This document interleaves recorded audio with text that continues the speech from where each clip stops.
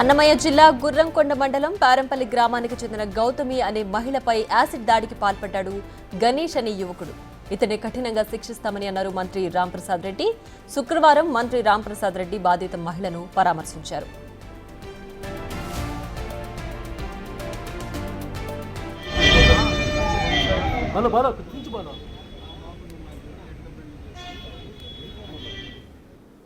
ఈ సందర్భంగా మాట్లాడిన మంత్రి రాంప్రసాద్ రెడ్డి బాధితురాలు గౌతమి డిగ్రీ పూర్తి చేసి బ్యూటీషియన్ జాబ్ చేస్తారని, ఈమెపై గణేష్ యాసిడ్ దాడి చేశాడని, ఇతన్ని కేవలం 15 నిమిషాల్లోనే అదుపులోకి తీసుకుని రిమాండ్కు పంపేందుకు తగిన చర్యలు తీసుకున్నామని తెలిపారు మంత్రి రాంప్రసాద్.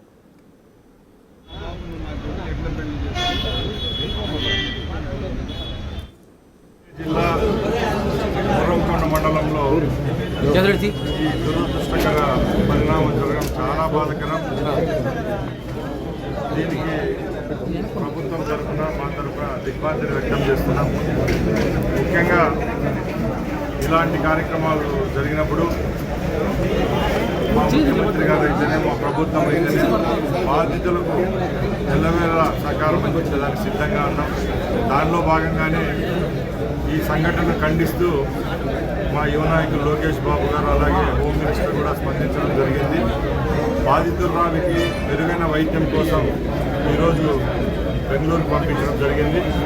అక్కడ ఏ విధమైన వైద్య సదుపాయాలు కావాలో ఆ సదుపాయాలన్నీ భరించేదానికి రాష్ట్ర ప్రభుత్వం సిద్ధంగా ఉందని లోకేష్ బాబు గారు కూడా ఇప్పుడు ఫోన్లో మాట్లాడి చెప్పడం జరిగింది. కాబట్టి తప్పకుండా బాధితురాలు ఎవరైతే ఉన్నారో ఆ అమ్మాయికి కోలుకునే వరకు రాష్ట్ర ప్రభుత్వం ద్వారా చికిత్స చేయడానికి ప్రభుత్వం చర్యలు తీసుకుంటుంది.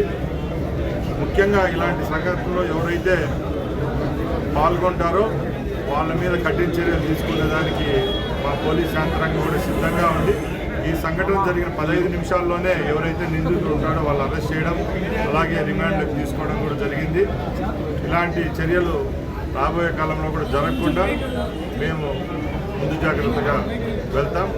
ముఖ్యంగా మేము ఒకటే తెలియజేసుకుంటున్నాం, ఎవరైనా ఇలాంటి చర్యలకు పాల్పడే వాళ్ళ మీద ముందస్తుగా తెలిస్తే పోలీసు వారికి యువతలు ఎవరైతే ఉన్నారో వాళ్ళు ముందస్తుగా చెప్తే ఇలాంటి సంఘటనలు పునరావృతం కాకుండా చర్యలు తీసుకునేదానికి ఉంటుంది. కాబట్టి తప్పకుండా ఇలాంటి సమస్యలు, ఇలాంటి హరాస్మెంట్లు, అట్రాసిటీలు ఎవరి మీద జరిగేదానికి ముందే ఉంటే ఎవరన్నా వాళ్ళ మీద ప్రేరేపించే విధంగా మాట్లాడడం కానీ ముందుగా ఇలాంటివి చేస్తూ ఉంటే దయచేసి పోలీసుని ఆశ్రయించండి.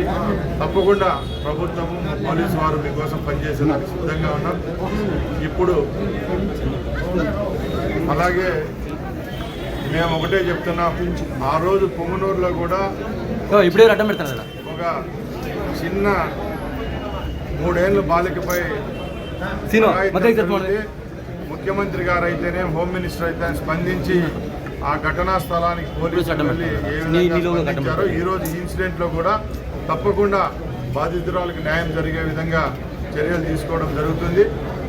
ఇప్పుడు ముఖ్యంగా ఆమె ప్రాణానికి భరోసాగా ఎంతైతే ఖర్చు అవుతుందో ఆ ఖర్చునంతా రాష్ట్ర ప్రభుత్వం భరిస్తుందని చెప్పి మా యువ నాయకులు లోకేష్ బాబు గారు ఇప్పుడే ఫోన్లో కూడా వారి తండ్రితో మాట్లాడడం జరిగింది. కాబట్టి తప్పకుండా భగవంతుని ఆశీస్సుల వల్ల అమ్మాయి కోలుకుంటుందని ప్రార్థిస్తున్నాం.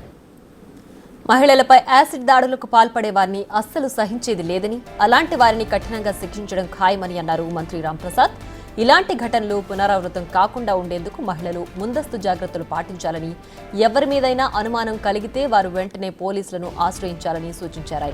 యాసిడ్ దాడి బాధితురాల్ని మదనపల్లె ప్రభుత్వ ఆసుపత్రి నుంచి బెంగళూరుకు తరలించారు. అక్కడ మెరుగైన వైద్యం అందించేలా ప్రభుత్వం తరపున అన్ని చర్యలు తీసుకుంటున్నామని తెలిపారు మంత్రి రాంప్రసాద్ రెడ్డి.